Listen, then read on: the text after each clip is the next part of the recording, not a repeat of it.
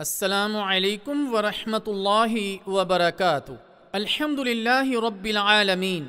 والصلاة والسلام علی اشرف الانبیاء والمرسلین سیدنا محمد وعلی آلہ وصحبہ اجمعین۔ شوال کے 6 روزوں کا بیان۔ رمضان المبارک کے روزوں کے بعد شوال کے 6 روزے رکھنا واجب نہیں بلکہ مستحب ہے، اور مسلمانوں کے لیے مشروع ہے کہ وہ شوال کے 6 روزے رکھیں، جس میں فضل عظیم اور بہت بڑا اجر و ثواب ہے، کیونکہ جو شخص بھی رمضان المبارک کے روزے رکھنے کے بعد شوال میں 6 روزے بھی رکھے تو اس کے لیے پورے سال کے روزوں کا اجر و ثواب لکھا جاتا ہے۔ رسول اللہ صلی اللہ علیہ وسلم نے فرمایا، من صام رمضان ثم اتبعہ 6 من شوال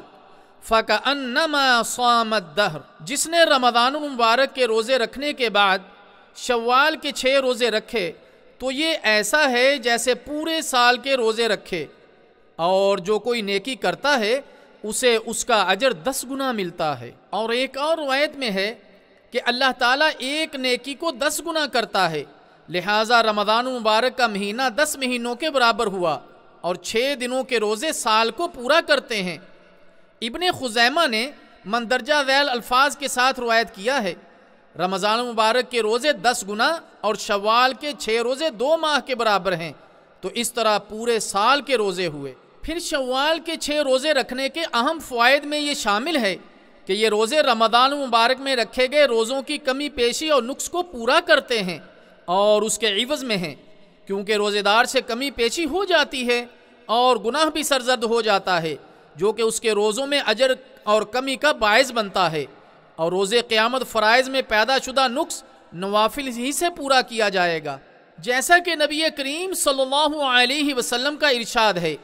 ہمارا رب عز و جل اپنے فرشتوں سے فرمائے گا، حالانکہ وہ زیادہ علم رکھنے والا ہے، میرے بندے کے نمازوں کو دیکھو کہ اس نے پوری کی ہے کہ ان میں نقص ہے، اگر تو مکمل ہوں گی تو مکمل لکھی جائیں گی، اور اگر اس میں کچھ کمی ہوئی تو اللہ تعالیٰ فرمائے گا دیکھو میرے بندے کے نوافل ہیں، اگر تو اس کے نوافل ہوں گے تو اللہ تعالیٰ فرمائے گا میرے بندے کے فرائض اس کے نوافل سے پورے کر دو، پھر باقی اعمال بھی اسی طرح کیے جائیں گے۔ اور رمضان المبارک کے فوت شدہ روزے اور شوال کے 6 روزوں میں سے کون سے پہلے رکھے جائیں؟ اگر کسی شخص کے رمضان المبارک کے روزے کسی عذر کی وجہ سے چھوٹ گئے تو تحقیقی بات یہ ہے کہ رمضان المبارک کے روزوں کی قضاء سے پہلے اگر کوئی شخص ان 6 روزوں کو رکھنا چاہے تو جائز ہے، کیونکہ رمضان المبارک کے روزوں کی قضاء فوری طور پر واجب نہیں،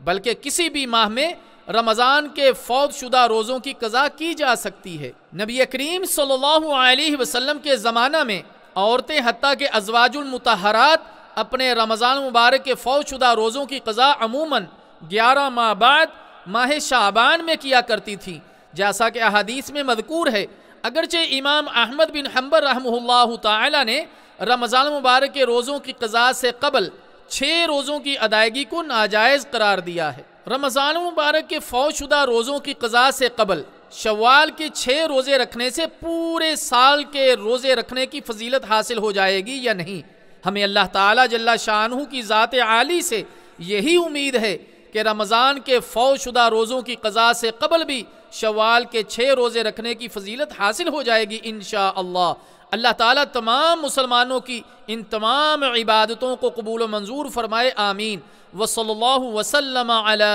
نبینا محمد۔